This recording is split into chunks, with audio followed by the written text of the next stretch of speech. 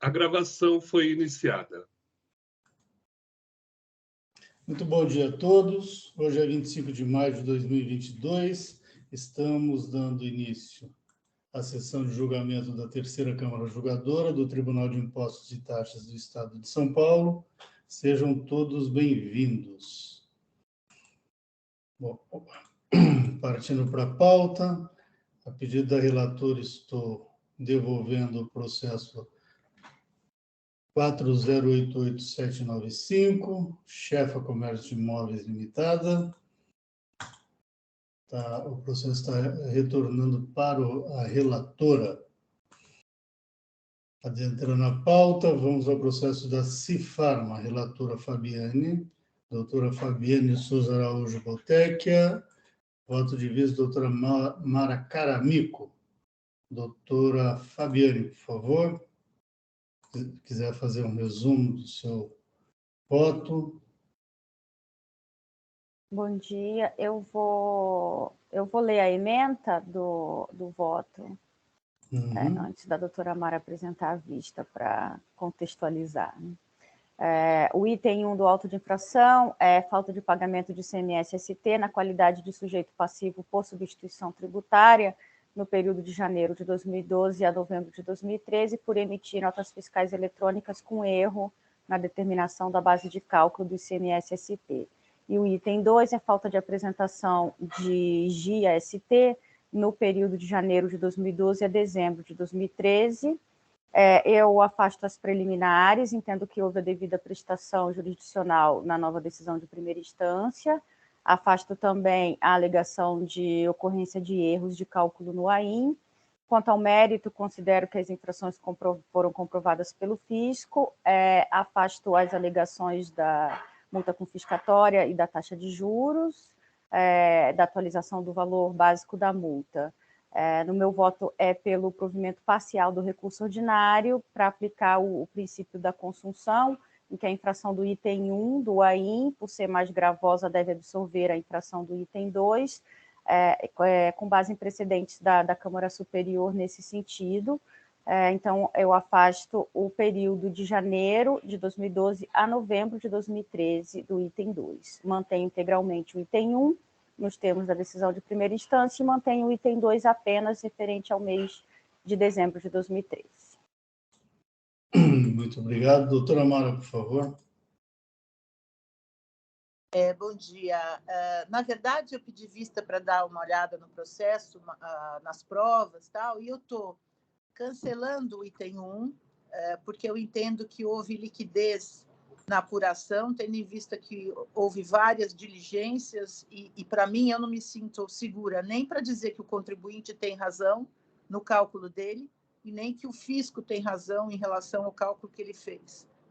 Porque existe uma alegação de que o contribuinte já teria se defendido em fase de notificação do auto, mostrando, embora de maneira, vamos dizer assim, só sucinta, porque ele apresentou só as tabelas, vamos dizer assim, dos medicamentos para mostrar que o cálculo está errado. O fisco desconsiderou isso e ingressou, vamos dizer assim, com um determinado cálculo que depois foi refeito em fase de julgamento de primeira instância. Então, eu entendo que isso dá liquidez do auto, por isso que eu estou cancelando o item 1. Em relação ao item 2, eu também estou cancelando, porque a multa foi apurada sobre os valores efetivamente divergentes relativos ao item 1, que seriam os valores das operações. Então, como existe divergência em relação ao valor do item 1 e por isso que ele está sendo cancelado, consequentemente, a multa também estaria ilíquida.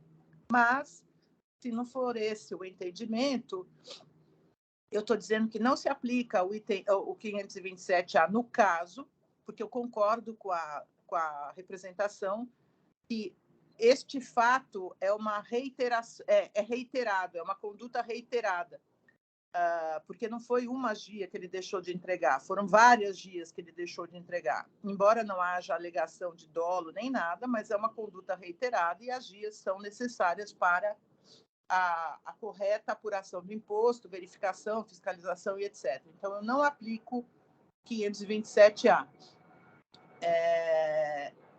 Então, na verdade, eu dou provimento ao recurso do contribuinte, mas, se não houver concordância, em relação ao item 2, eu estou mantendo a autuação. Tá? Então, basicamente, é isso. Perfeito. E, doutora Fabiane, por favor, em discussão. Eu estou mantendo o item 1 do auto de infração. Pela análise que eu fiz dos autos, houve uma notificação para o contribuinte anterior à lavratura do auto de infração, que depois o contribuinte afirma, tanto na defesa quanto no recurso, que os valores estavam divergentes do valor considerado no DDF, quando da lavratura do AI.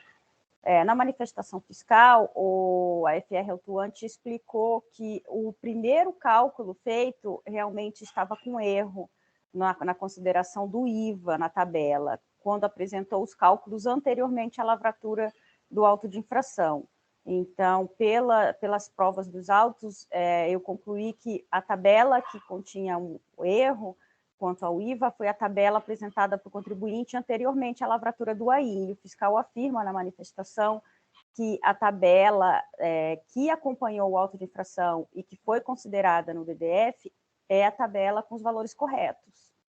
Então, como a alegação de erro foi na tabela anterior à lavratura do AI, e a explicação do AFR autuante de que a tabela considerada correta realmente é a tabela considerada no DDF, por isso eu mantenho o item 1 e afasto a alegação do erro na tabela. E eu confirmo o meu voto no sentido da consunção quanto ao item 2,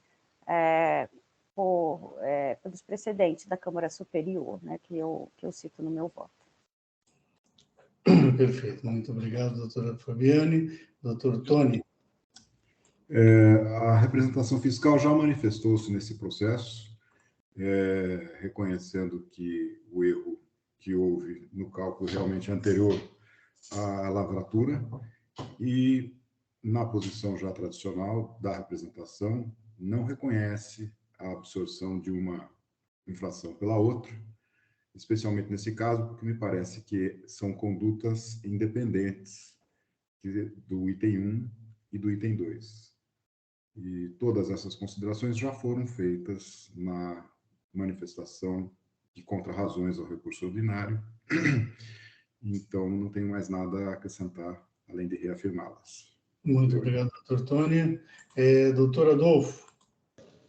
Eu não entendi, Mara, muito bem a diferença do teor da sua decisão quando comparado da Fabiane.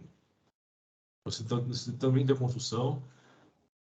Não, eu não dei consunção, tá? Por quê? Porque eu estou cancelando o item 1, então não existe consunção, tá? Porque eu estou dizendo que uma coisa, se eu estou cancelando uma, não existe consunção, tá? Aí eu estou julgando a própria infração. E eu estou dizendo que como existe liquidez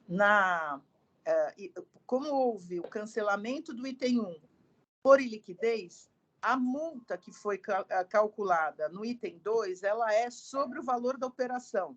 E o fiscal calculou sobre o valor da operação correto, do ponto de vista dele, então ela está ilíquida. Se o valor da operação na anterior, se o cálculo do imposto no item anterior está ilíquido, no cálculo da multa, embora exista a infração, no cálculo da multa ela também está ilíquida. Tá? E por isso que eu estou... e não tem como apurar, porque o valor que eu estou dizendo do imposto que é devido, não se sabe qual é, tá certo? Entendi. Então, por isso que eu estou cancelando o item 2. Mas, se não, estou mantendo, porque existe a infração, e não estou aplicando o 527A, que foi solicitado pelo contribuinte. Eu entendi, eu acompanho a Mara. Muito bem, vamos lá. Eu vou acompanhar o voto da doutora Fabiane, embora eu também entenda que não seja o caso de consunção, porém não é essa jurisprudência que tem predominado, não é esse entendimento que tem predominado na jurisprudência da Câmara Superior. Então, nesse sentido, o voto dela está, no meu ponto de vista, está em conformidade com a jurisprudência da Câmara Superior, então eu vou acompanhá-la. Com isso, encerramos discussões.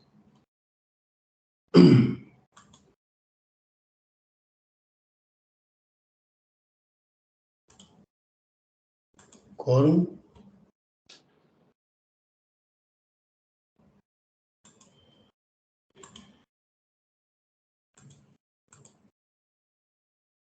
Em votação.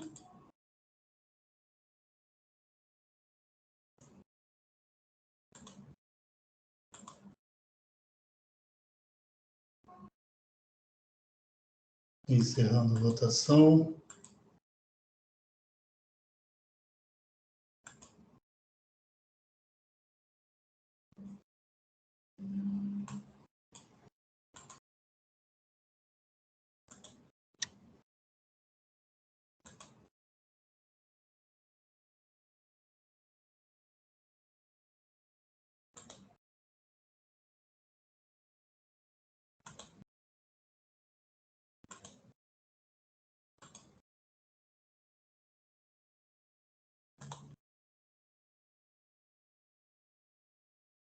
E encerrando o julgamento, prevaleceu o voto da doutora Fabiane pelo voto de desempate da presidência. Próximo é Valfilme. Eu sou o relator. Aqui são 5 infrações. 6 infrações continuam originalmente no auto. Os itens 3 e 6 foram liquidados. Portanto, o julgamento refere-se às infrações 1, 2, 4 e 5, todas de crédito indevido, relativo à entrada de materiais de uso e consumo ou apropriação acima do 1,48 avos permitidos. Eu já antecipei o voto para todos, membros da Câmara, inclusive representação fiscal. Um voto com muitos preliminares, com muitos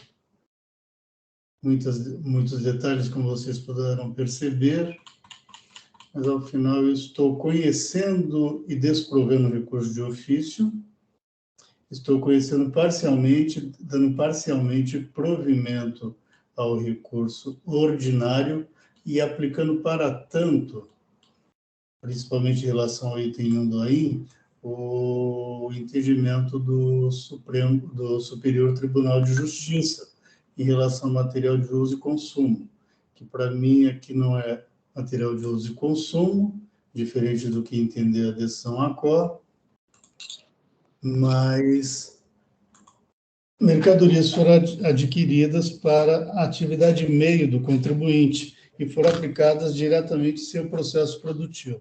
Eu acompanho, como vocês puderam observar, eu acompanho a jurisprudência do STJ, e assim eu afasto, nesse ponto, a acusação fiscal. É como votei, senhores. Em discussão, a doutora Fabiane já fez uma preferência. Vamos lá, doutora Fabiane. Sim, como o voto já foi adiantado, eu preparei uma preferência nos termos de votos que meus em outros processos que eu fui relatora, que eu considero que os produtos que são usados algumas vezes no processo produtivo são, de fato, uso e consumo do estabelecimento.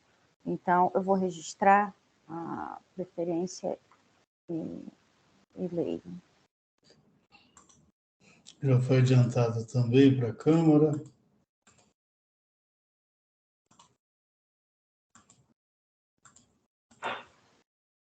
Elmar? Eu não vou fazer preferência em relação ao laudo, da juntada do laudo, porque eu considero que não é intempestivo. Embora seja intempestivo, eu não considero que a gente não possa analisar, tá? Mas não vou fazer preferência porque eu concordo com a sua decisão aí no caso, tá? Perfeito, perfeito. Só para apontar.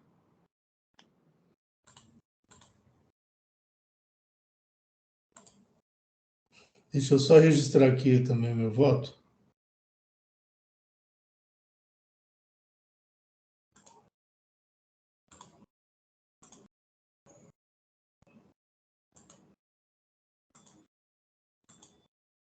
Para a doutora Fabiane poder pedir preferência.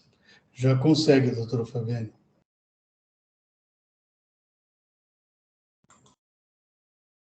Preferência concedida.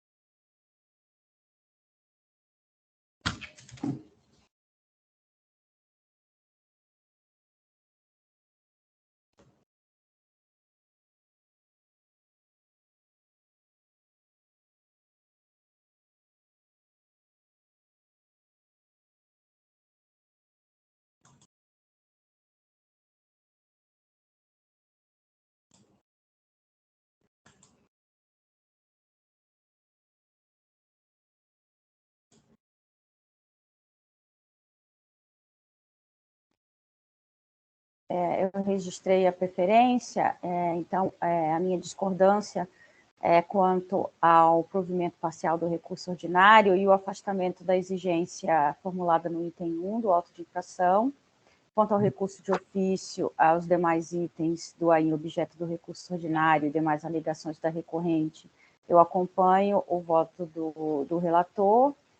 Eu cito que, na minha preferência, que concordo com o entendimento da representação fiscal, as folhas 1377 e 1378, que concluiu que, por se tratar de material de uso e consumo, o crédito tomado pela recorrente é indevido.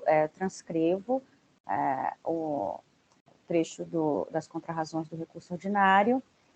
E também transcrevo uma decisão da Câmara Superior, nesse sentido de materiais que não são imediatamente consumidos no processo produtivo, que se caracterizam como material de uso e consumo. Então, o meu voto é pelo não provimento do recurso ordinário e pelo não provimento do recurso de ofício. Muito obrigado, doutora Fabiane. Em discussão, doutor Tony Tortello.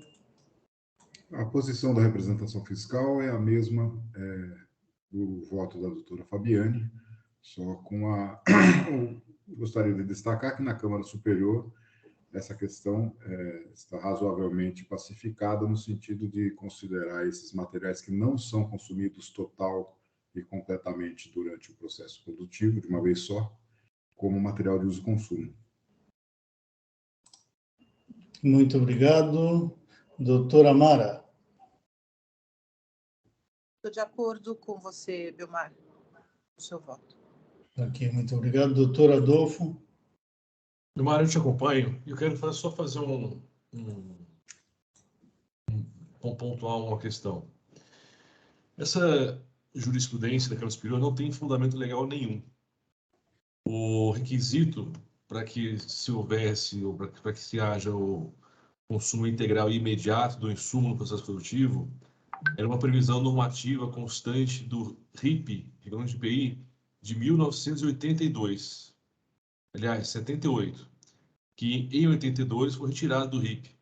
Ocorre que a legislação paulista copiou o RIP de 78 e nunca mais tirou essa previsão de suas manifestações. Mas no RICMES, na lei, não há nenhuma previsão normativa prevendo que o consumo deva ser imediato e integral. Isso foi um copia e cola que a CT fez do RIP de 78, e meses depois da revogação desse item do RIP de 82 em diante, a CT nunca mais voltou atrás. Então, ante a completa falta de embasamento legal para sustentar o entendimento de que o consumo deva ser imediato e integral, eu volto com o meu ano. Perfeito, muito obrigado, doutor Adolfo. Eu acompanho a jurisprudência do STJ, que ela me dá uma interpretação conforme a legislação vigente, né? E supera algumas coisas, conforme colocado pelo doutor Adolfo, do passado.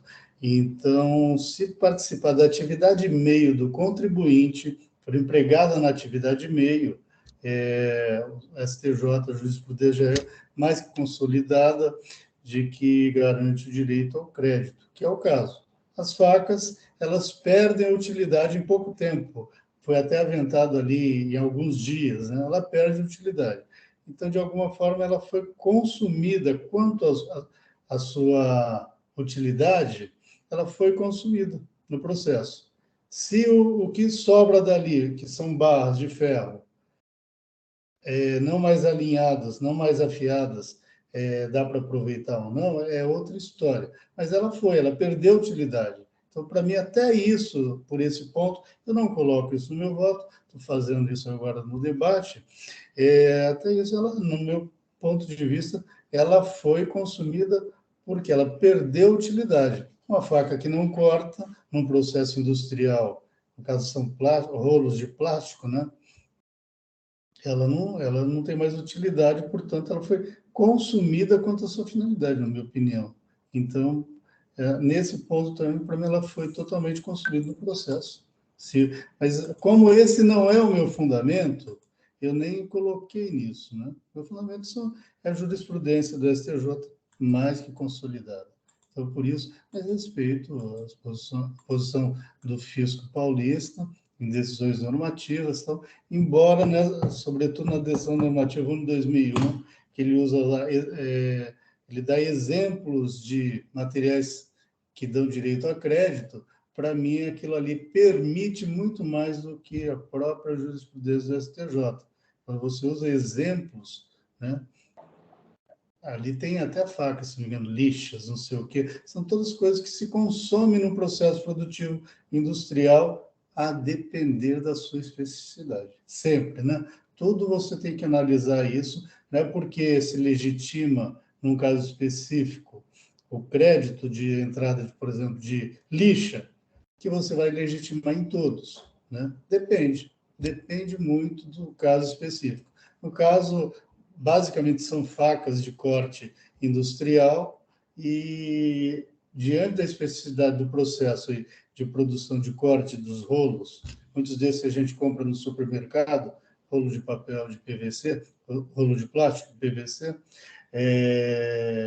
precisa cortar. Porque se não tiver instrumentos muito afiados, você não consegue fazer isso.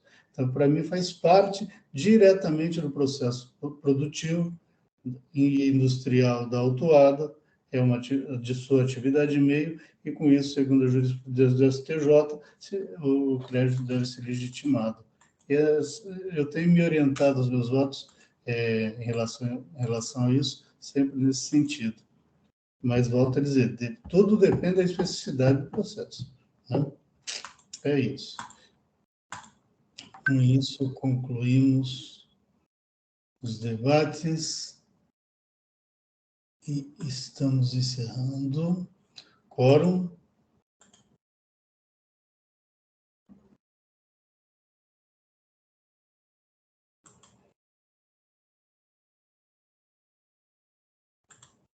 Em votação.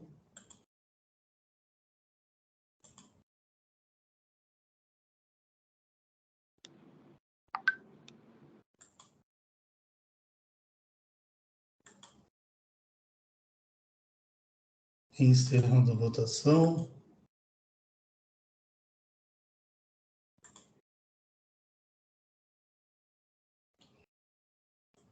Encerrando o julgamento.